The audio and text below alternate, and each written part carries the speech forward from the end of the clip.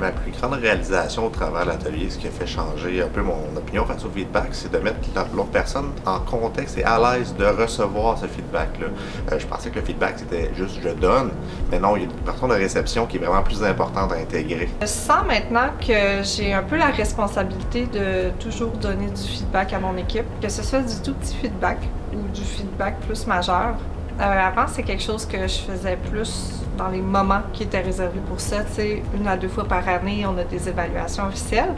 Maintenant, j'essaie de le faire plus au quotidien. Le premier pas que j'ai changé, c'est de perdre l'idée que le feedback, c'est systématiquement parce qu'il y a quelque chose qui va pas bien. D'arriver plus en mode, le feedback est une opportunité d'échanger. C'est un tout petit détail, mais qui fait vraiment une différence dans la façon dont on perçoit le feedback qu'on va donner ou qu'on va recevoir. Le fait de recevoir du feedback au quotidien, là, ou du moins régulièrement, ça permet de toujours se repositionner puis de pas trop s'enfoncer dans une route au final qui convient pas à l'équipe. Je trouve vraiment qu'apporter du feedback en continu, ça l'ouvre le fait d'en donner et d'en recevoir.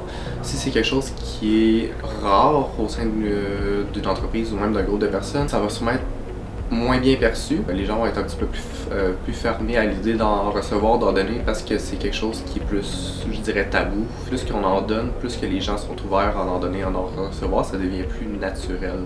Les bénéfices clés du feedback en continu, c'est la possibilité d'utiliser les forces de tous et chacun pour s'améliorer en tant qu'équipe. Mais là où c'est intéressant, c'est que ça s'applique au quotidien aussi. Donc améliorer une situation familiale, de couple ou autre.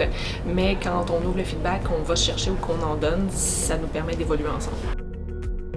Ce que j'ai le plus aimé dans les ateliers de feedback est qu'on pouvait se pratiquer directement dans les ateliers avec des gens avec qui je travaillais déjà. Ça a donné que c'était avec des collègues proches et on a eu du feedback réel au lieu d'avoir du feedback fictif. On a pu se pratiquer directement avec des choses concrètes de notre quotidien. Je recommanderais cette formation-là à n'importe quelle entreprise qui ont la communication ou la transparence dans leurs valeurs.